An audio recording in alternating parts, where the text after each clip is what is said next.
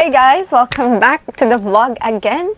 And for this episode, episode 19 na tayo. We're down to the last 3 episodes of My Husband is a Mafia Boss. Can't you believe that? Na parang last month lang, kakastart lang nito. Tapos ngayon, last month ba? Last month, kakastart lang. Tapos ngayon, we're down to the last 3 episode kasi nasa episode 19 na tayo. So, ang daming exciting pang mangyayari. So, let's start in 3, 2, 1. So, eto na nga. At nakidnap siya. Actually, medyo napanood ko na yung halfway part nito. So, nakita ko na kung paano siya makipaglaban sa mga kidnappers niya. So, fast forward na natin. Kasi parang ganito yun eh. Kapag tinitrigger ng isang tao, ang isa pang tao, may mailalabas talaga siyang galit. And hindi ko alam. Guys, nasugatan ako. Hindi ko alam kung bakit. Pero anyways, eto na siya. Makikita niyang sasabog yung ano. So, mag-e-evolve na si Amy as... Tingnan niyo yung shift nung... From crying to... Tingnan niyo si Amy. Grabe. Ang galing niya rin. Like, hanggang ngayon kinikilabutan pa din ako. Pinanood ko yun sa bus. Grabe yung eyes niya. Yung pinapakalma niya yung sarili niya, pero at the same time, galit na galit kasi siya.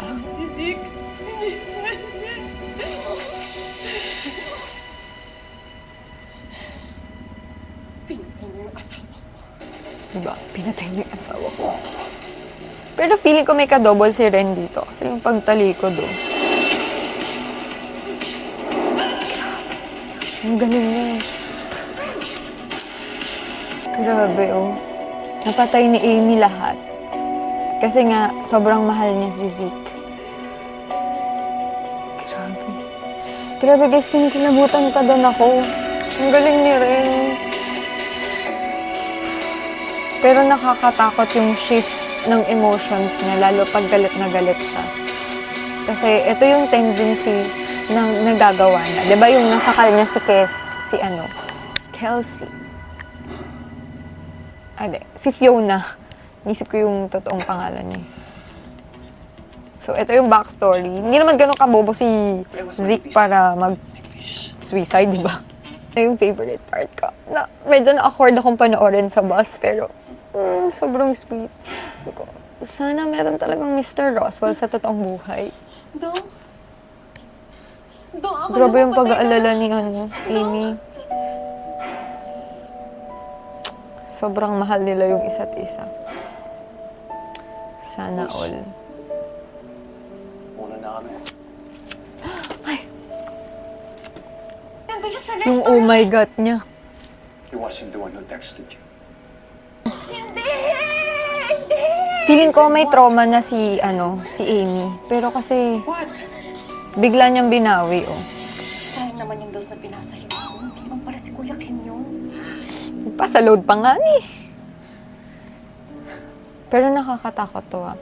Kasi feeling ko may nararamdaman na si Amy pero hindi niya ayaw niyang ipaalam kay Dong. Wife, you did something very bad. Ito na naman siya eh.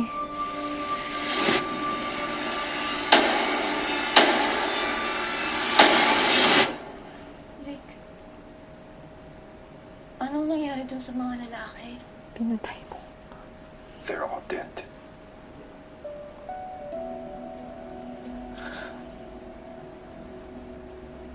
Nagawa ko yun? I'm sorry I was too late to protect you. Napatay mo patuloy sila.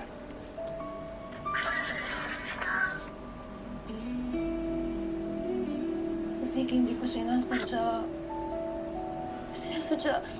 Akala ko patay ka na, kaya biglang nagdilim ng paningin ko. Alam ko, ako ang dapat gumawa na, hindi ikaw. I'm supposed to be the bad person here.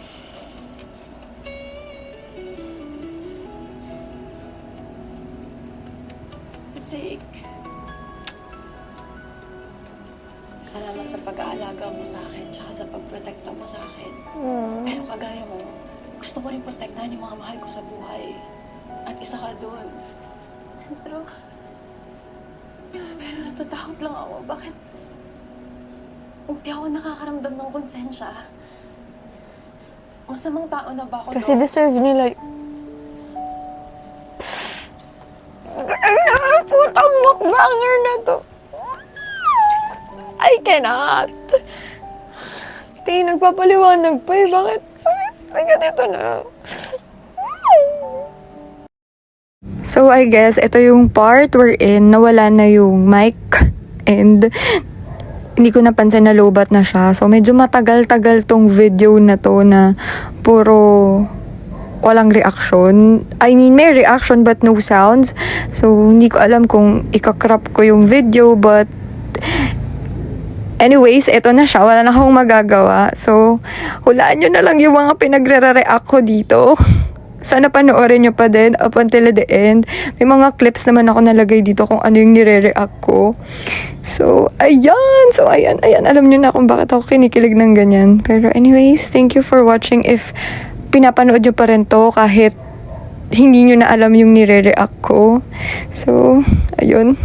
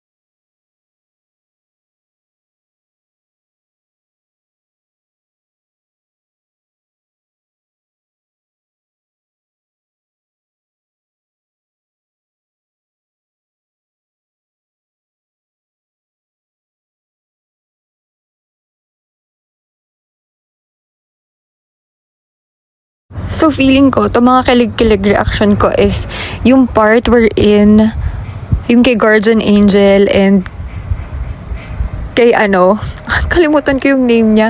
Basta yon yung part na yon. Tapos yung kay Lerwick at saka kay Baby. Basta yon. Sobrang nakakakilig kasi yung mga parts nila.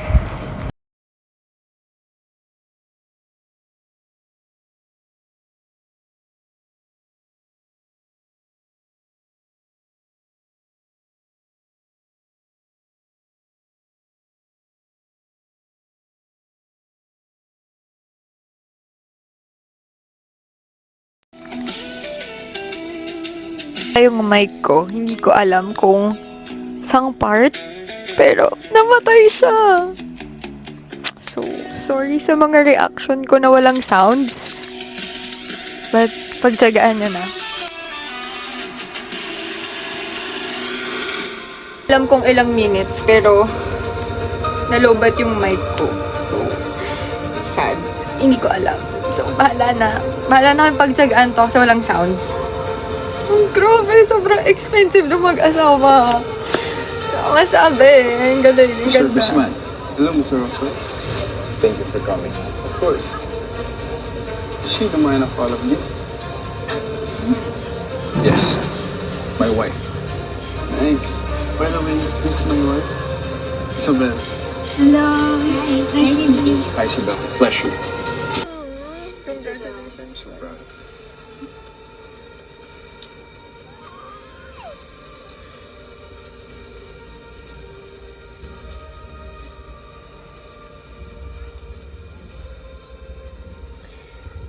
Grabe naman yung kabogera ang nanay.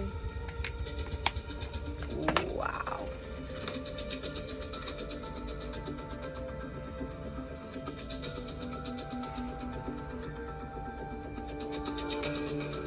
Yes, Lerwick.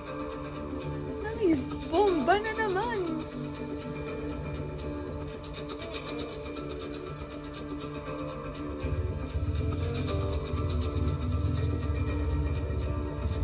Ginagawa mo dyan? Wala ako, baby. Ano kasi ginagawa mo? Using a bomb. Bomba? Okay. Tara dito. Ano nang matutulong ko dyan? Hold this. Huwag kang malikot kung ayaw mo sumabog tayo parehas dito. Ito pang isang yung cute interaction eh. Kanina yung kay Guardian Actually. Angel eh. May isa pang favor sa'yo. Ano na naman yan? Kailangan ko lang tulong magpatay lahat ng ilaw sa events by 8:30 p.m. mamaya. Na, totoo ba? Get mo ganyan. Sige na, huwag na. No. Okay lang. Tita Ayana hired me to help you anyways. So, kaya.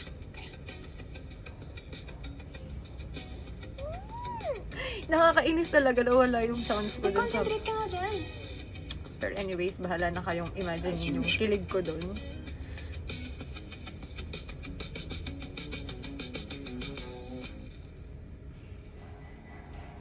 Saan na kaya si Lambe?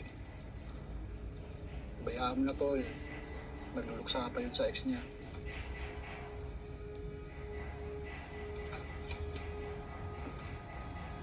Wala. Sabi sa'yo eh. Nangyari sa'yo? Mamaya makita ka ni boss, patay ka. Eh di patayin niya. Pinatay niya si Kikim, di ba? Di ba? Eh di patayin niya rin ako. Anong pakialam? O ikaw, umayos ka. Alam mo bakit ginawa ni boss yun? Kasi traitor yung ex mo. At may balak patayin si Ma'am Amy. Kaya tama kakadrama. Trabaho ka! Tangin mo! Ha? Right, that's Ooh! Lias, ha? Tawag mo ako, Bull Streets! Fuck! Nieta! Bakit may lasing? Ginagawa mo dito? No time to explain. Ito ba isa? Your system was hacked. Lahat ng communication sa loob ng area na to, naririnig nila. Sino nila? 4 groups ang nakapasok sa system mo, Mr. Computer Freak. Shit.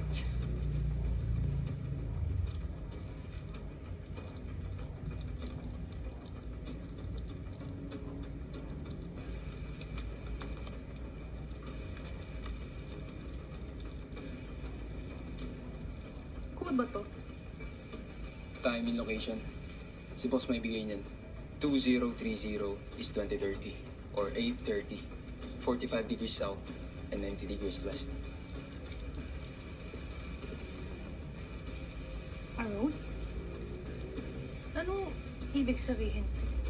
Baka kailangan natin magpunta dito. Anong nakakatawa? Relax. Everything is under control. Anong pinagsasabi mong relax? Iba't ibang mafia organ na sa loob ng venue na to. Hindi natin alam kung anong mga plano nila. Okay, kalma.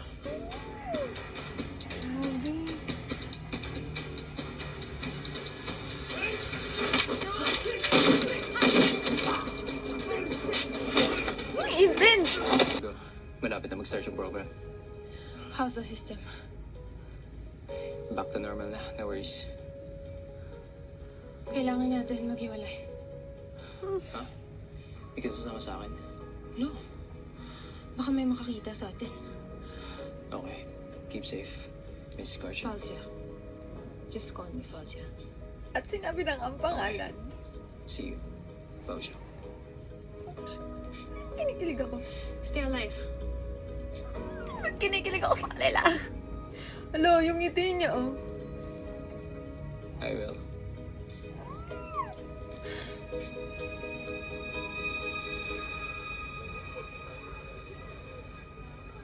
Toinks. Ang witty nun, ah. Toinks.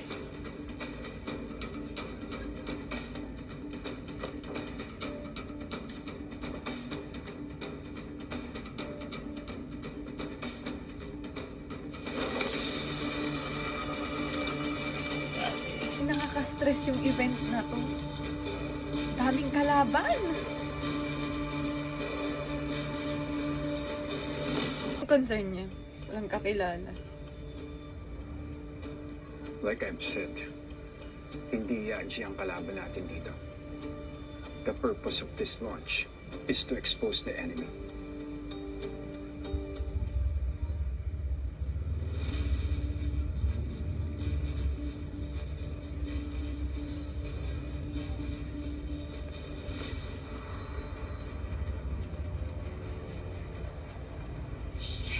Why?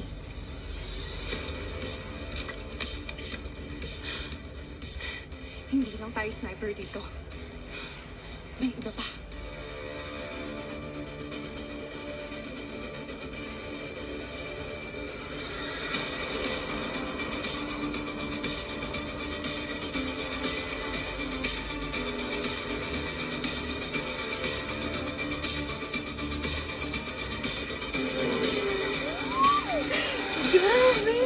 And that's the end of my reaction video. And disclaimer guys, ayoko nang putulin kung ano man yung nawalang sounds dito. Bahala na kayong mag-imagine kung ano yung sounds doon. Kasi nag-turn off yung mic ko, nalubat na siya.